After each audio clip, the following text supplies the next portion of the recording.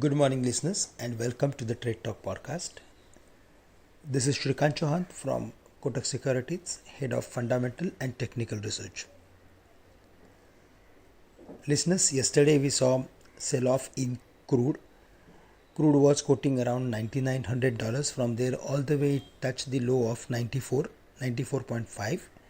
But again, it recovered and it is now currently trading around $100 per barrel. But while looking at the overall formation, we are of the view that now the crude is going to take some more time to fall below the levels of 94. So it may consolidate between the levels of 94 and 104 for the considerable period. That's the overall view. And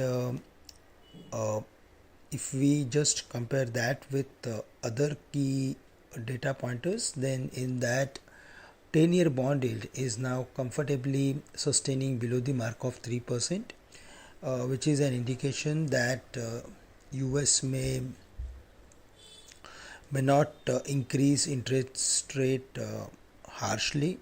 Yes, they may consider for 75 bips, but 100 bips looks difficult. That's the reason we saw some recovery in the US markets from lower level. They were down heavily, some 400-500 points during the day, but from there all the way it recovered back and finally closed some 140-150 points. If we go through with Asian markets, then they are completely mixed. Hang Seng is down, Nikkei is trading up, and Singapore Nifty is trading 50-55 points higher. Yesterday, as we mentioned, that market remained highly tricky. We saw the market was between the range of 16,066 and 15,850 levels. We were of the view that 15,850 should act as very good support for the market, and from there we saw a smart recovery. So for the current week, again 15,850 is going to act as major support, and till the market is not breaking to the same, we are expecting market to remain between the range of 15,850 and 16,160 on the higher side.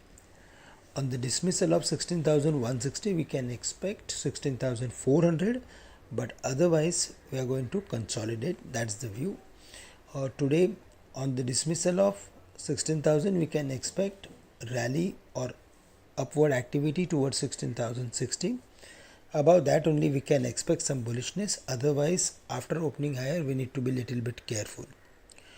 For the Bank Nifty, there also 34,500 would be major support, and below that only we can expect some weakness. Otherwise, we are expecting rebound and Bank Nifty to consolidate between 35,500 and 34,500 levels.